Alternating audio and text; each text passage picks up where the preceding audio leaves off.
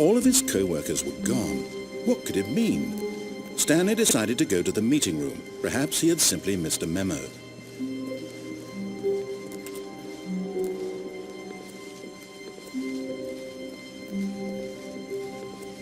When Stanley came to a set of 2 open doors, he entered the door on his left.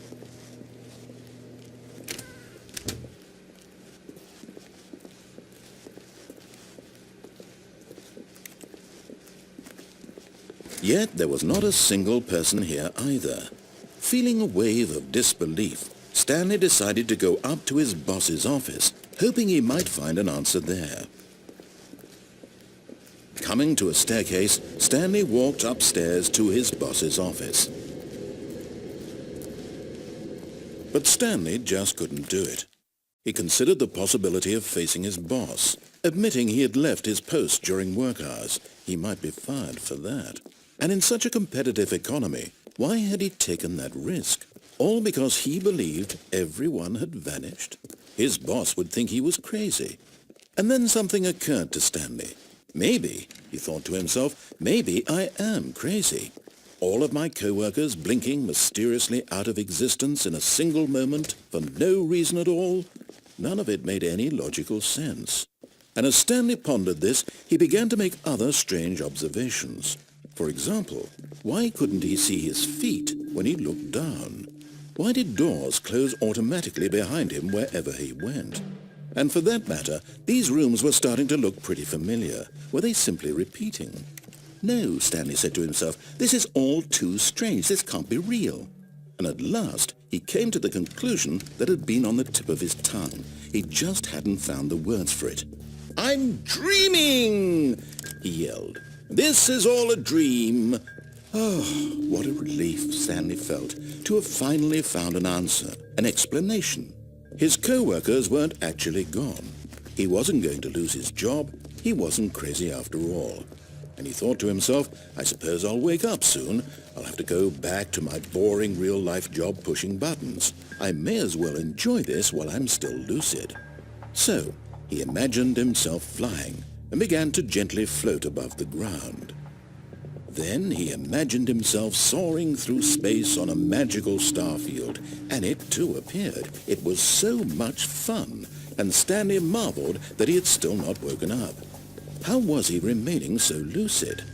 And then perhaps the strangest question of them all entered Stanley's head.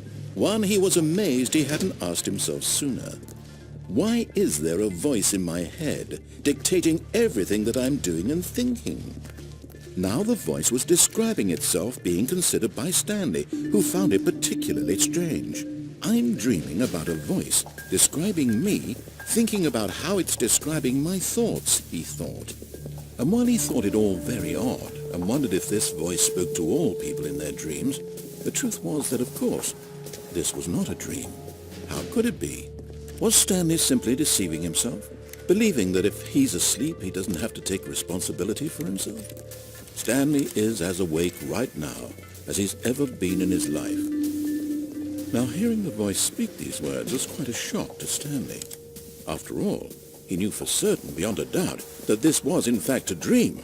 Did the voice not see him float and make the magical stars just a moment ago? How else would the voice explain all that? This voice was a part of himself too. Surely, if he could just...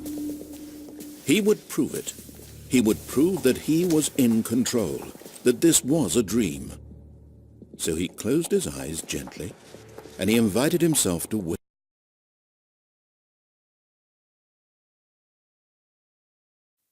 Stanley began screaming. "Please, someone, wake me up. My name is Stanley. I have a boss. I have an office. I am real. Please, just someone tell me I am real. I must be real. I must be. Can anyone hear my voice? Who am I? Who am I?" And everything went black. She gathered her belongings and walked to her place of work. But on this particular day, her walk was interrupted by the body of a man who had stumbled through town talking and screaming to himself, and then collapsed dead on the sidewalk.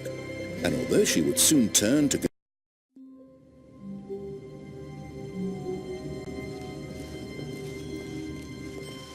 all of his co-workers were gone. What could it mean? Stanley decided to go to the meeting room. Perhaps he had simply missed a memo.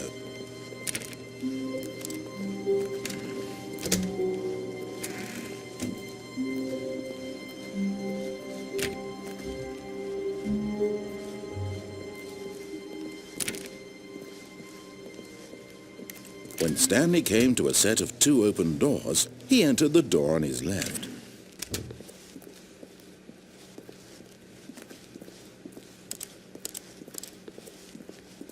Yet there was not a single person here either. Feeling a wave of disbelief, Stanley decided to go up to his boss's office, hoping he might find an answer there. Coming to a staircase, Stanley walked upstairs to his boss's office.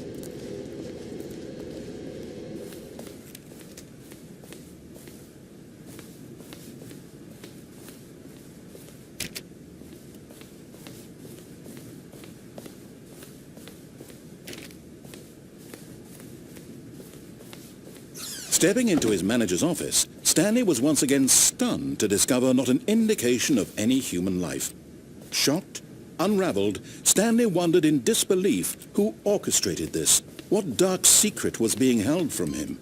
What he could not have known was that the keypad behind the boss's desk guarded the terrible truth that his boss had been keeping from him. And so the boss had assigned it an extra secret PIN number, 2845. But of course, Stanley couldn't possibly have known this.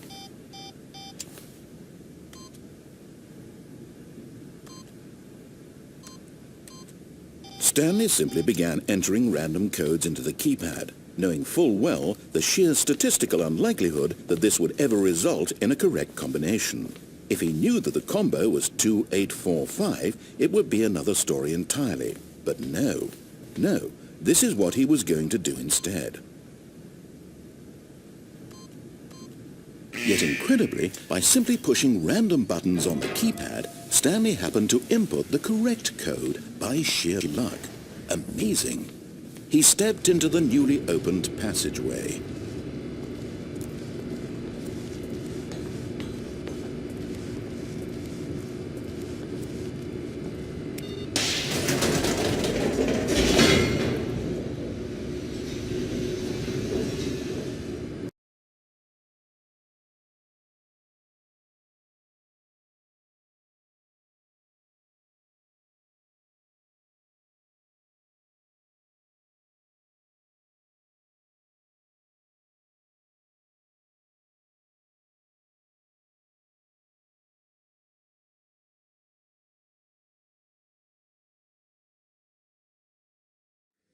Descending deeper into the building, Stanley realized he felt a bit peculiar. It was a stirring of emotion in his chest, as though he felt more free to think for himself, to question the nature of his job. Why did he feel this now, when for years it had never occurred to him? This question would not go unanswered for long.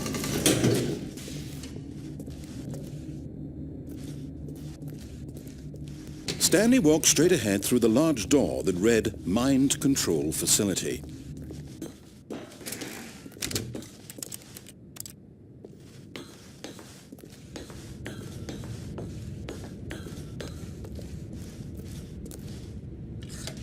The lights rose on an enormous room packed with television screens.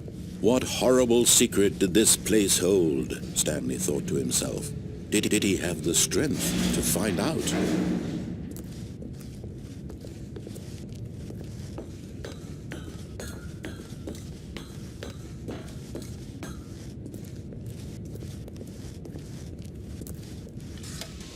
Now the monitors jumped to life, their true nature revealed. Each bore the number of an employee in the building, Stanley's co-workers. The lives of so many individuals reduced to images on a screen, and Stanley, one of them, eternally monitored in this place where freedom meant nothing.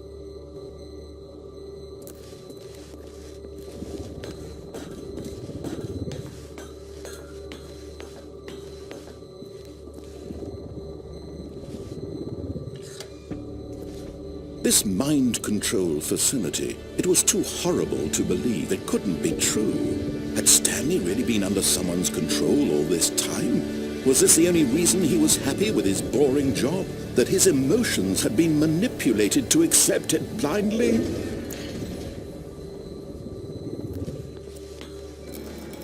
No, he refused to believe it. He couldn't accept it. His own life in someone else's control? Never! It was unthinkable. Wasn't it? Was it even possible? Had he truly spent his entire life utterly blind to the world? But here was the proof. The heart of the operation. Controls labeled with emotions. Happy, or sad, or content. Walking, eating, working. All of it monitored and commanded from this very place. And as the cold reality of his past began to sink in, Stanley decided that this machinery would never again exert its terrible power over another human life. For he would dismantle the controls once and for all.